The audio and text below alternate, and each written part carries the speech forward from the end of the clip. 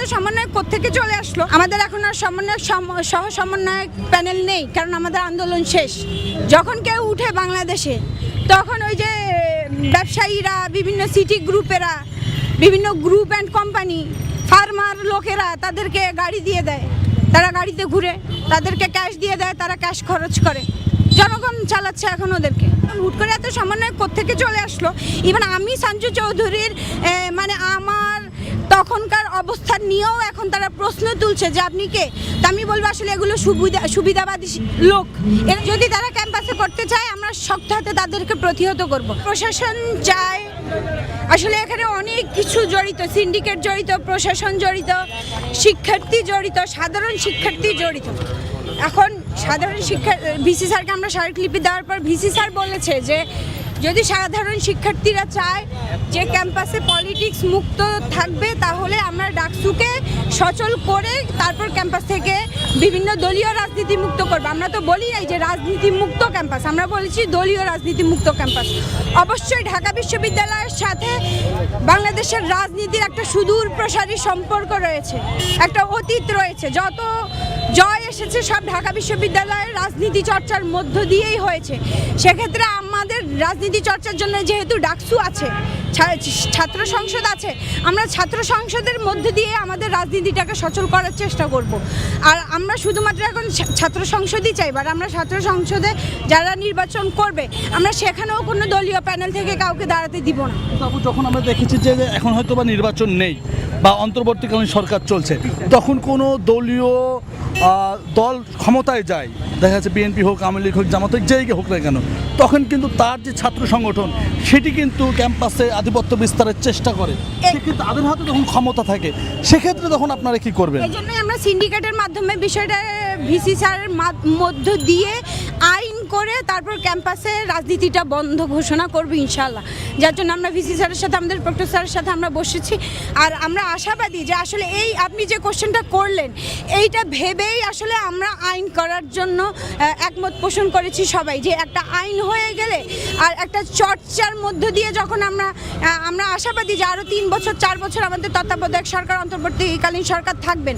তো এই 4 বছর যদি আমরা সুষ্ঠুভাবে আমাদের ডাকসুটাকে সচল করতে পারি, একটা নিয়মতান্ত্রিক রাজনৈতিক চর্চা করতে পারি, তাহলে আমরা আশাবাদী যে দলীয়ভাবে ক্যাম্পাসে আর কখনোই রাজনীতি আসবে না। যদি আসে তাহলে সাধারণ শিক্ষার্থীরা আবার মাঠে নামবে। আরেকটু বলতে চাই, সেটি হচ্ছে আমরা দেখেছি যে কেন্দ্রীয় যারা সমন্বয়ক আছেন, সার্জিস বা হাসনাত আবদুল্লাহ, এরা রাজনৈতিক দল গঠনের জন্য তারা বিভিন্ন জেলা উপজেলাতে ভ্রমণ করছেন। উদ্দেশ্য কিন্তু এটাই, আমরা পরোক্ষভাবে হোক বা প্রত্যক্ষভাবে হোক, এটাই কিন্তু উদ্দেশ্য। সেক্ষেত্রে তারা তো এখনও ছাত্র, তার মানে ছাত্র রাজনীতি কিন্তু তারাও করছে। অর্থাৎ তারা যদি রাজনৈতিক দল করে, তারা যদি রাজনীতি করতে চায় ক্যাম্পাসে, সেক্ষেত্রে কারা বাধা দিবে? যদি তারা ক্যাম্পাসে করতে চায়, আমরা শক্ত হাতে তাদেরকে প্রতিহত করব। আমাদের এখন আর সহ সমন্বয়ক প্যানেল নেই, কারণ আমাদের আন্দোলন শেষ। যে আন্দোলনের জন্য আমরা সমন্বয়ক গঠন করেছি, সেই আন্দোলন থেকে আমরা স্বৈরশাসককে সরিয়ে ফেলেছি। এখন আমাদের আন্দোলন শেষ, আমাদের সমন্বয়ক প্যানেল শেষ। যদিও কেউ রাষ্ট্রীয়ভাবে তারা সমন্বয়কের দায়িত্ব পালন করতে চায়, সেটা তাদের ব্যক্তিগত বিষয়। ক্যাম্পাসে যদি তারা রাজনীতি ফেরাতে চায়, আমরা শক্তভাবে প্রতিহত করব। আর পুরো বাংলাদেশ তাদের জন্য খোলা পড়ে আছে। অবশ্যই এখন দেশে একটা রাজনৈতিক দল প্রয়োজন রাষ্ট্রীয়ভাবে। সেক্ষেত্রে যদি তারা আসলে, আমি জানি না তাদের উদ্দেশ্য কি, আমি যতটুকু জানি তারা শহীদদের সাথে, শহীদ ফ্যামিলিদের সাথে কথা বলতে গিয়েছে বা রাষ্ট্রীয়ভাবে মত বিনিময় করতে গিয়েছে। যদি ওই জিনিসটা সঠিক হয়, যদি আপনার বলা যে উদ্দেশ্য আপনি বলেছেন সেটা সঠিক না হয়ে বেঠিক হয়, তাহলে আমি তাদেরকে সাধুবাদ জানাবো যে অবশ্যই এখন দেশে একটা রাজনৈতিক দল গঠন করা জরুরি, যেটা জনগণের জন্য কাজ করবে।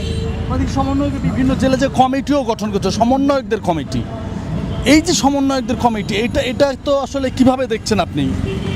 আমি আসলে ধিক্কার জানাবো। আমি আসলে একটু এইভাবে কথা বলা মানুষ, কারণ যখন আন্দোলনটা হলো তখন আমাদেরকে খুঁজে খুঁজে সমন্বয়ক ধরতে হয়েছে।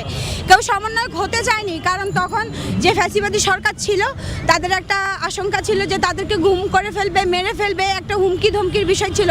এজন্য কেউ সমন্বয়ক হতে চায়। এখন হুট করে এত সমন্বয়ক কোত্থেকে চলে আসলো? ইভেন আমি সঞ্জু চৌধুরীর মানে আমার তখনকার অবস্থা নিয়েও এখন তারা প্রশ্ন তুলছে যে আপনি কে। তা আমি বলবো আসলে এগুলো সুবিধাবাদী লোক, এরাই ভবিষ্যতে রাজনীতি করবে। আমাদের মতো যারা আছে আমরা হয়তো গবেষণার দিকে চলে যাব। আমি একটু বলতে চাই সেটি হচ্ছে আপনার মতামত আপনি ব্যক্তিগত দিবেন, আপনার ইচ্ছা, যদি প্রশ্ন মনে করেন যে উত্তর দেওয়ার দরকার নেই, দিবেন না। সেটি হচ্ছে আমরা জানি যে হাসনাত আবদুল্লাহ সার্জিস এখনও স্টুডেন্ট, কিন্তু বিভিন্ন জেলা বিভিন্ন যে ভ্রমণ করতেছে, অর্থ কোথায় পাচ্ছে? আপনারা জানেন, আমাকে কেন কন্ট্রোভার্সিতে ফেলছেন? আপনারা জানেন যখন কেউ উঠে বাংলাদেশে, তখন ওই যে ব্যবসায়ীরা, বিভিন্ন সিটি গ্রুপেরা, বিভিন্ন গ্রুপ অ্যান্ড কোম্পানি, ফার্মার লোকেরা তাদেরকে গাড়ি দিয়ে দেয়, তারা গাড়িতে ঘুরে, তাদেরকে ক্যাশ দিয়ে দেয়, তারা ক্যাশ খরচ করে, জনগণ চালাচ্ছে এখন ওদেরকে।